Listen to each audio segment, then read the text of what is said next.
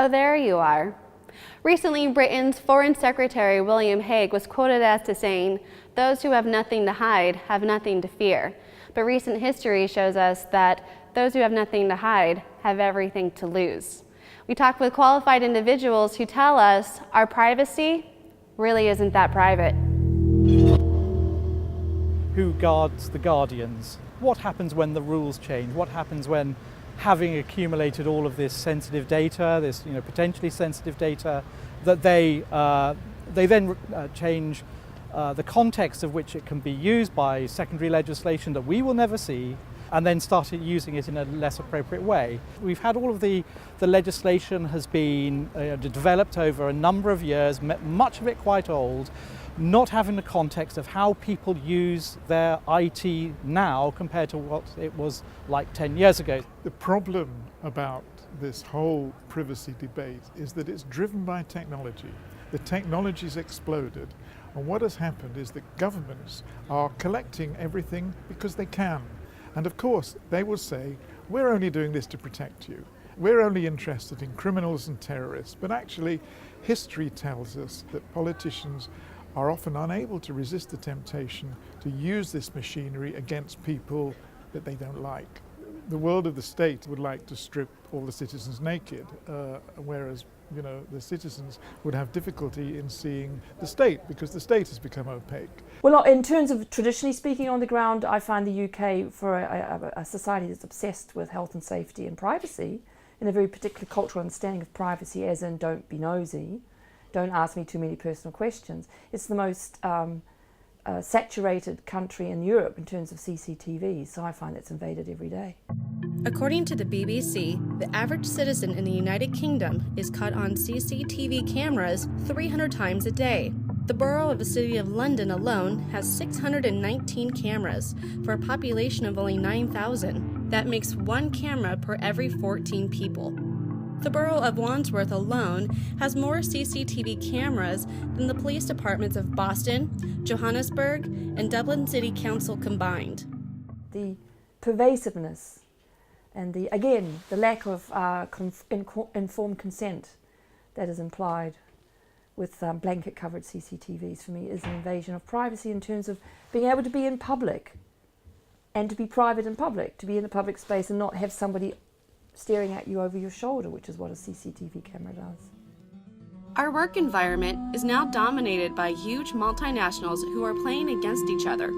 Facebook, Google, and Microsoft are presenting themselves as the privacy champions. But, as WikiLeaks and Snowden have revealed, they are anything but.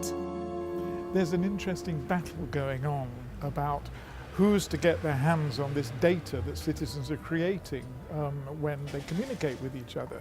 And just at the same time as the government is the various governments are trying to surveil the citizens and trying to compile databases on them. So there's various groups of citizens, or hackers probably, who are raiding the government's own databases and leaking it all to the citizenry. So we're getting both sides raiding this data. In the United Kingdom, the legislation that's in effect gives the British intelligence services places limits with respect to what activities they themselves can do, information they themselves can collect. However, if, for example, the U.S. National Security Agency collects information and shares it with the British government, the same restrictions don't apply. The way that information flows in the modern age doesn't respect boundaries. It goes by the cheapest path possible. And so virtually everything we do by voice, by computer, has the potential to flow through another country, to be captured by another country's intelligence agency in a way that almost entirely eviscerates whatever protections there are in the domestic framework.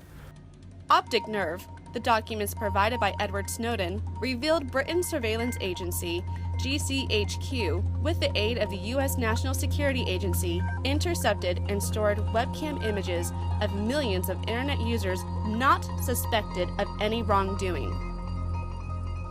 So sending an email, you could argue, and people do, that it's a public medium, meaning anybody can watch it, anybody. So I've been learning from my more technical expert colleagues to be careful about what I do send on an email. It feels private, but it's not.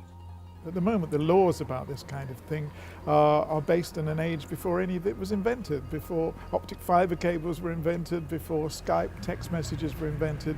So once you bring the law up to date, you can actually have a decent system of governance put into place. What we have to do is increase trust. The loss of trust is going to be the key issue. If you don't trust your bank account, if you don't trust your Amazon account, if you don't trust your LinkedIn, you don't trust your Facebook, any of those, then that will make you not use it to its greatest potential. Every time you develop something or think about doing something on the internet, you've got to think about this element of trust. Lose the trust, and then you end up with a migration away from the potential of the internet for personal well-being, economic well-being, and all that kind of stuff. Amnesty International's take on privacy is, of course, that privacy is a human right.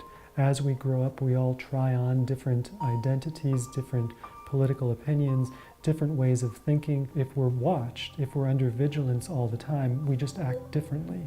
So not only is this a human right in itself, it's also critical to the realization of all other human rights. So which do you think are the priorities? Trusting our technology? Updating our current laws, or allowing our future generations to be free thinkers?